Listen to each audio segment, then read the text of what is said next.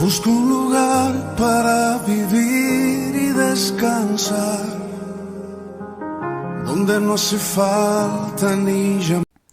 Un saludo y bienvenidos a todos aquellos que siguen Pan de Vida.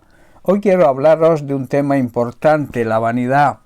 La vanidad es la arrogancia, la presunción, el envanecimiento. Es algo falto de realidad, sustancia o entidad. También puede ser una palabra inútil o vana e insustancial. Sinónimos o afines de vanidad: envanecimiento, arrogancia, presunción, jactancia, vanagloria, soberbia, engreimiento, altivez, altanería, orgullo, petulancia, pedantería, fatuidad. Y lo opuesto de la vanidad es la humildad y la modestia, que son cualidades natas que debe tener todo buen cristiano. En el Antiguo Testamento, vanidad es la traducción de una palabra que da la idea de un vacío insustancial y transitorio, y que por naturaleza es una cualidad del ser humano. En el Salmo 144, el salmista declara lo siguiente, en el versículo 4 dice: el hombre, el ser humano, es semejante a la vanidad, sus días son como la sombra que pasa. Versículo 8, cuya boca habla vanidad y cuya diestra es diestra de mentira. Versículo 11, rescátame y líbrame de la mano de los hombres extraños, cuya boca habla vanidad y repite, cuya diestra es diestra de mentira. Somos como un suspiro, nuestros días son como una sombra pasajera. Nuestra boca, antes de conocer a Cristo y recibir el regalo de la salvación, estaba llena de mentiras. Jurábamos decir la verdad, pero al contrario mentíamos. Todos los que se encuentren aún en esta condición deben volverse a Dios y pedirle que les salve del poder del enemigo, de Satanás, porque su boca, la boca de nuestro enemigo Satanás, está llena de mentira, siempre miente. Recordemos que Jesús le define como el padre de la mentira. Salomón, en el libro de Eclesiastés, resume con el siguiente concepto el sentido de vacío de ciertos tipos de existencia, en particular el mundo en que él mismo vivió y que es un calco del actual. Leemos en el capítulo 1, versículo 2, y también se repite al final en el capítulo 12, versículo 8. Dice así: vanidad de vanidades, dijo Salomón, el predicador, vanidad de vanidades, todo es vanidad. En este mundo, quiere decir, nada tiene sentido, ningún sentido en absoluto, todo es una ilusión. Vanos son también los ídolos que los seres humanos se hacen, y Dios reta a los falsos dioses hechos con la mano del hombre. Y en Isaías capítulo 41, versículo 29 leemos: he aquí todos son vanidad, son inútiles, y las obras de ellos son nada, viento y vanidad son sus imágenes fundidas. Y luego añade que estos ídolos demuestren lo que pueden hacer, dice el Rey de Reyes, el Rey de Israel. Como podemos ver, todos son objetos necios y sin ningún valor. Estos ídolos, falsos ídolos, son y están tan vacíos como el viento. Y en Zacarías capítulo 10, versículo 2, Dios nos habla diciendo: los ídolos caseros dan consejos sin ningún valor, los adivinos predicen solo mentiras, y los que interpretan los sueños dicen falsedades que no dan consuelo. Hoy existe, por desgracia, gran cantidad de estos engañadores, así que mi pueblo vaga como ovejas perdidas, y los atacan porque no tienen pastor, no están bien pastoreadas, quizás por no seguir al verdadero pastor.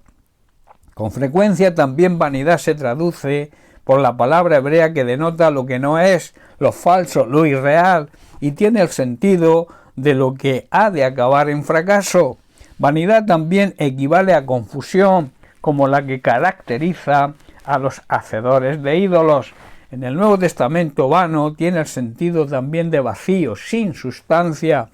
Pedro, en su primera carta, capítulo 1, versículo 18, nos dice: sabiendo que fuisteis rescatados de vuestra vana manera de vivir, la cual recibisteis de vuestros padres, no con cosas corruptibles como oro o plata. Dios pagó un rescate para salvarnos de la vida vana y vacía que heredamos de nuestros antepasados, y el rescate que Él pagó no consistió en simple oro o plata, sino que fue la preciosa sangre de Cristo, el Cordero de Dios, que no tiene pecado ni mancha.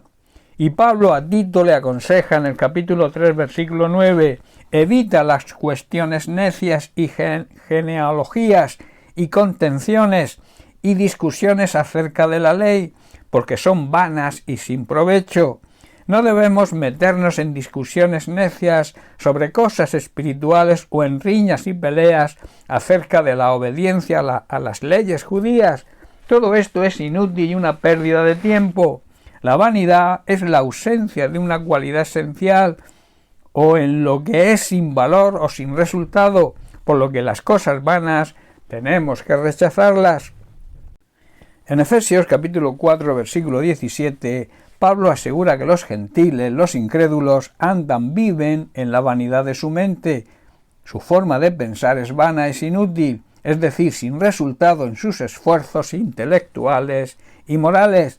Y el apóstol Pedro, en su carta capítulo 2, verso 18, asegura que no hay resultados positivos en el hablar grandielocuente de los falsos maestros, porque son esclavos de la corrupción y solo hablan vanidad.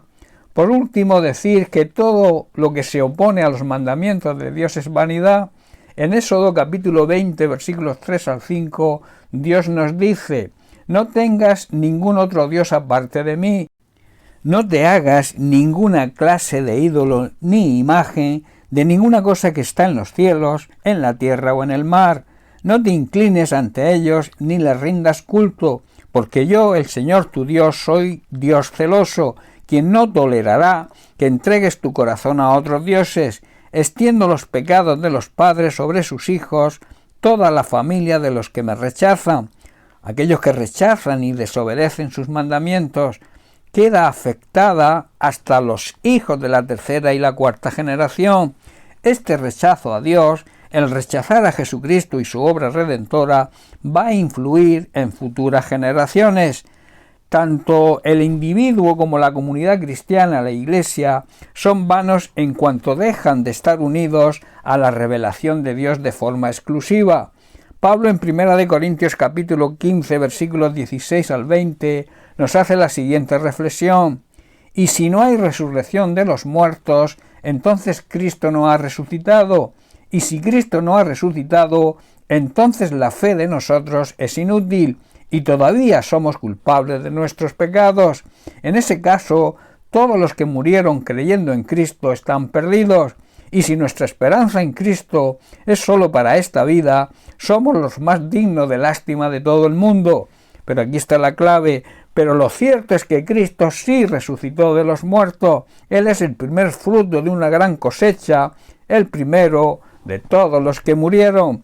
Y el apóstol Santiago, en su carta capítulo 1, versículos 26 al 27, también nos dice: si afirmas ser religioso, pero no controlas tu lengua, te engañas a ti mismo, y tu religión no vale nada, es vana. La religión pura y verdadera a los ojos de Dios Padre consiste en ocuparse de los huérfanos y de las viudas, o sea, de los necesitados, en sus aflicciones, y no dejar que el mundo nos corrompa. Tanto Pablo como Santiago nos dicen que la fe y la religión pueden llegar a ser vanas, inútiles y vacías cuando nuestra fe es una fe fingida, no es auténtica, y el servir a Dios lo hacemos de una manera religiosa. Todo esto es vanidad, es algo vacío, inútil y sin esencia, y no sirve para nada. Bien, pues hasta aquí el mensaje de hoy. Que Dios te bendiga. Un abrazo.